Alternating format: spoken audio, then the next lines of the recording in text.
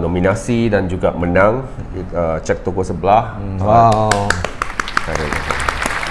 Itu dalam tahun itu saya menang, saya ingat 3 ke 4. Wow, banyak.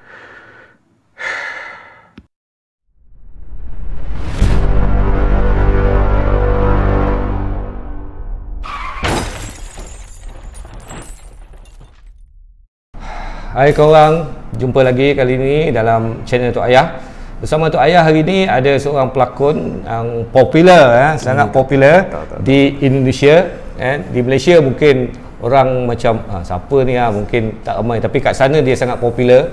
Berlakon banyak dalam filem-filem Indonesia dan semua filem-filem tu box office. Maknanya kalau ini saudara kita Kim Wah, maknanya kalau Kim Wah dekat Indonesia tu orang akan wah. Okay guys, sekarang kita berada di kotak di Taman Tun Ismail, KL. Kotak ni sebenarnya di-handle oleh Fine Art Center, dimiliki oleh Fine Art Center, sebuah organisasi seni yang lebih fokus kepada fine art, pada teater, pada dance, maknanya semua arts. Semua arts kat Malaysia dia bernaung bawah seni persembahan lah. Seni persembahan, performance arts kat Malaysia ni dia cover everything kat sini, alright? Dan dia sponsor Tok Ayah untuk buat rakaman kat sini. Terima kasih Fine Arts, terima kasih Kotak.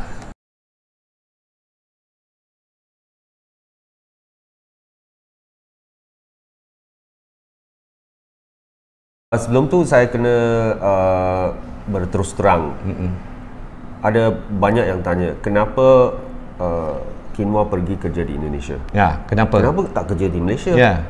Nombor satu, pilihan untuk seorang pelakon Cina yang berbahasa Melayu di Malaysia bukan banyak. Jadi ada banyak yang tanya, yang pelakon-pelakon lain juga yang tanya, macam Bron Palare, pelakon handal kita yang tanya, Kim Wah, saya tak boleh buatlah TV, saya tak boleh buatlah telemovie.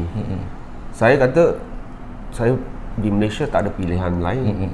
Ada tawaran, saya akan okey dan buat.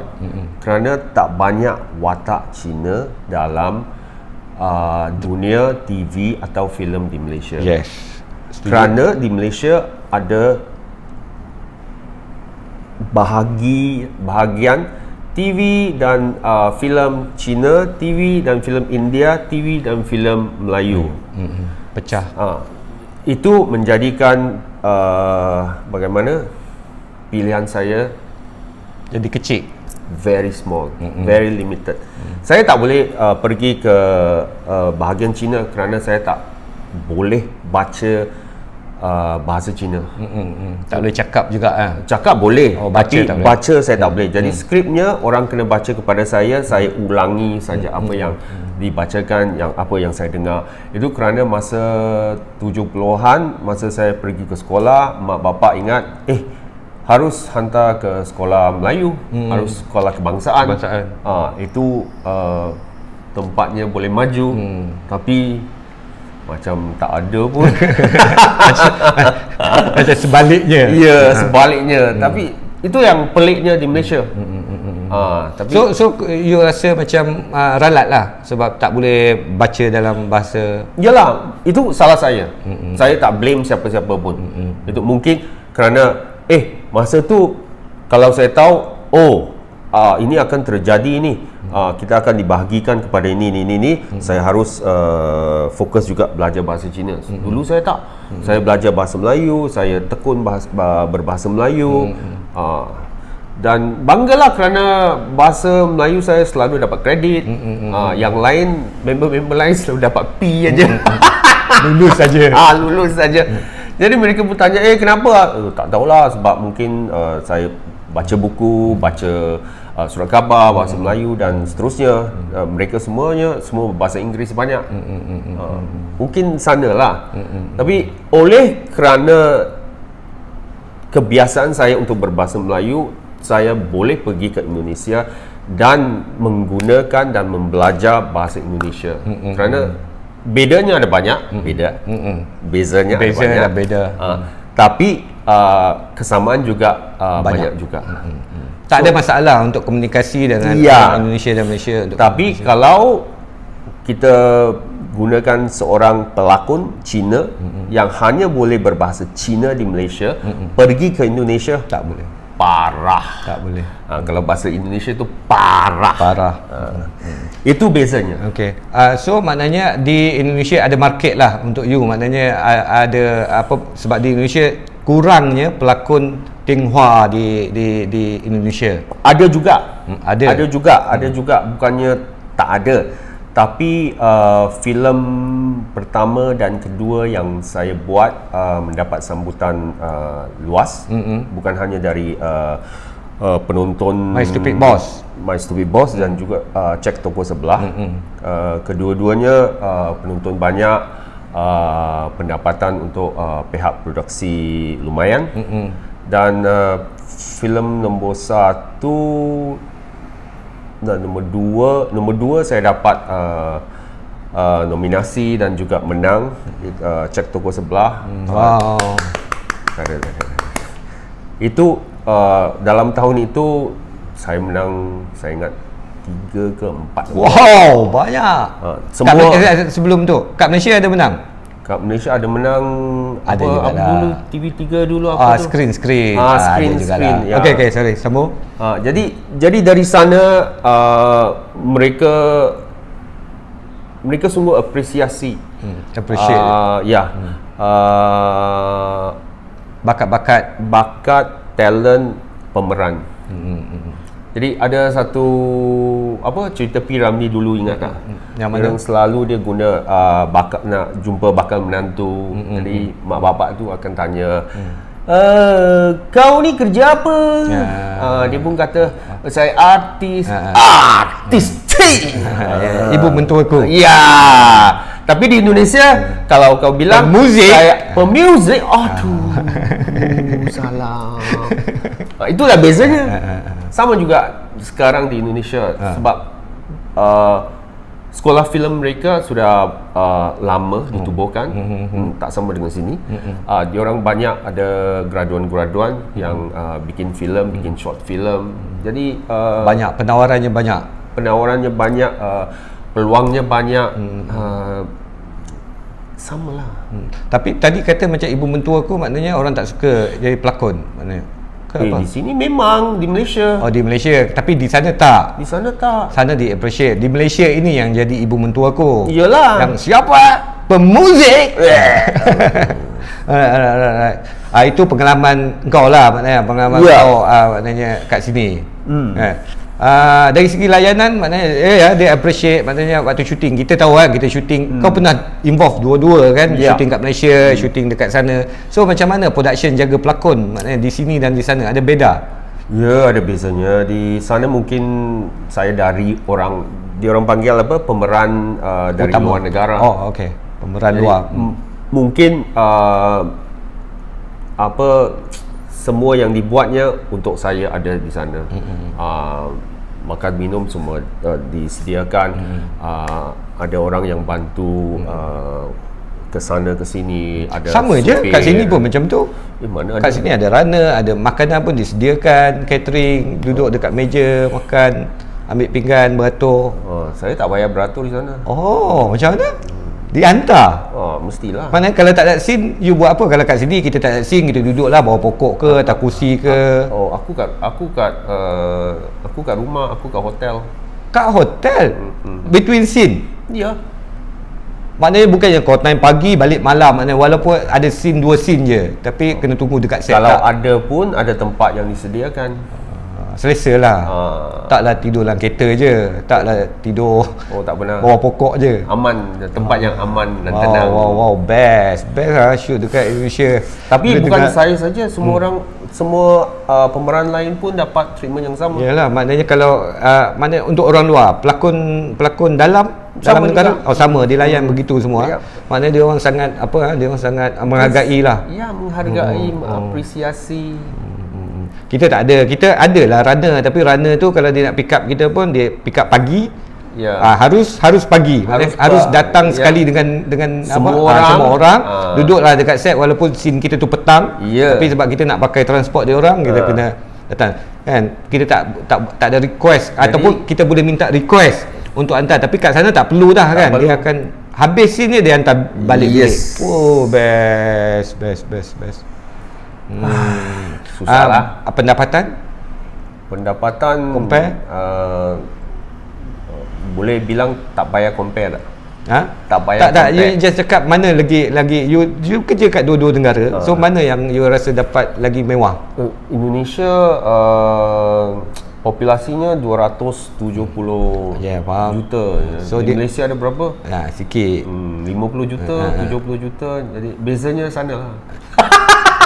Maknanya sebab dia orang penduduk ramai, penonton ramai, so bayaran untuk pelakon pun lebih besar lah. Itulah compare dengan Malaysia. Saya tak cakap apa pun. Malaysia tak boleh bayar lebih sebab kita penduduk sikit. Saya tak cakap apa pun. Tapi saya follower tak banyak. Sini kalau follower banyak harus guna. Di sana tak penting. Sana untuk saya tak penting. Untuk awak lah, tapi untuk pelakon lain kat sana stay penting lah follower ni. Bukan semua juga. Yang lain juga ada yang biasa. Followernya bukan banyak. Dia yang banyak ni pelakon-pelakon sinetron yang keluar TV, pelakon filem. Saya tak main sinetron. Tahu, saya dengar cerita yang kata saya pernah borak dengan Pak Yudi yang kamera DOP. So dia cakap kalau buat filem dekat Indonesia tak banyak maknanya. Tapi kalau nak kaya buat TV, buat sinetron. Dia dah buat sinetron tu sebab dia beratus-ratus episod. So duit akan lebih banyak dan boleh buat 2-3 projek dalam satu masa. Filem ni kita memang concentrate satu saja kan sampai habis. Lebih special, lebih fokusnya. Okey, ini soalan last saya nak tanya. Okey, dari segi kerja. Okey, Malaysia atau Indonesia? Pilihan awak. Wah, bahaya. Ini soalan loaded ni. Saya kata Indonesia, nanti orang Malaysia tak suka. Saya kata Malaysia, orang Indonesia nanti tak suka. So, saya bernasib baik. Kerana jujur ya, saya jujur, produksi pihak-pihak production house di Indonesia yang saya pernah bekerja semuanya baik-baik belaka. Semuanya ada standard. Jadi semuanya aman, semuanya beres. Di sini saya pernah bekerja dengan yang bagus, yang tak bagus. So tak boleh lah nak compare, bandingkan. Faham. Sana juga saya dengar ada produksi-produksi yang di bawah atau substandard yang state ada juga kan. Semua pun di sama satu dunia lah. Satu dunia. You pergi Hollywood pun ada. Hollywood pun ada yang grade lagi rendah. Yang grade lagi rendah. Jadi tak dapat lah.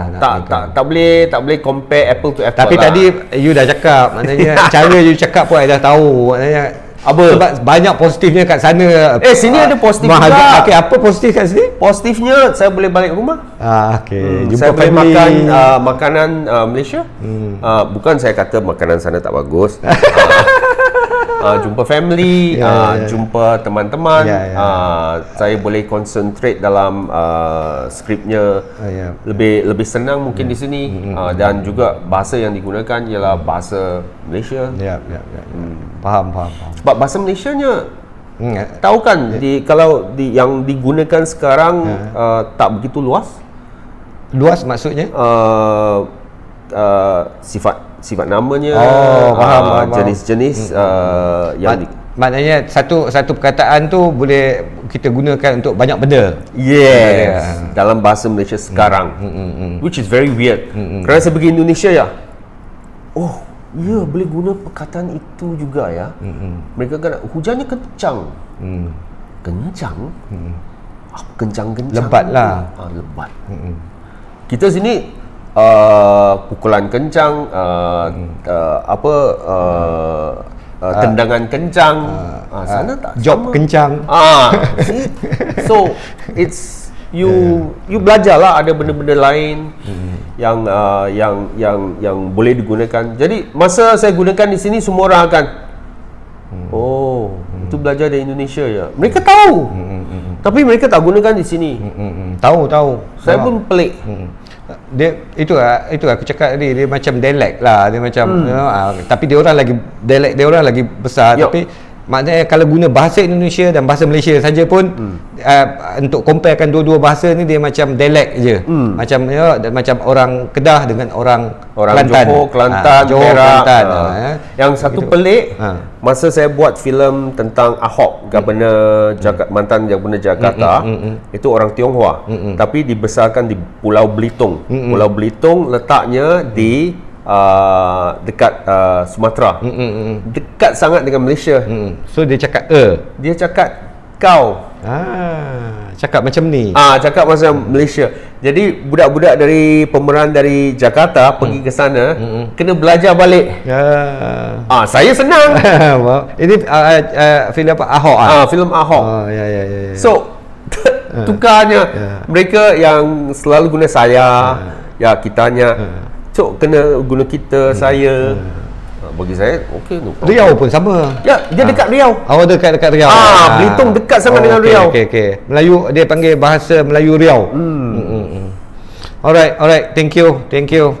Okey, thank you untuk datang sembang-sembang dengan saya. Ini saya boleh share dengan channel saya? Boleh.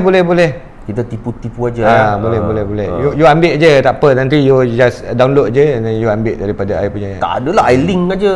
Link pun okey. Link aja. No problem. Alright. Nanti takut saya tak mau apply license Cina. Okay guys.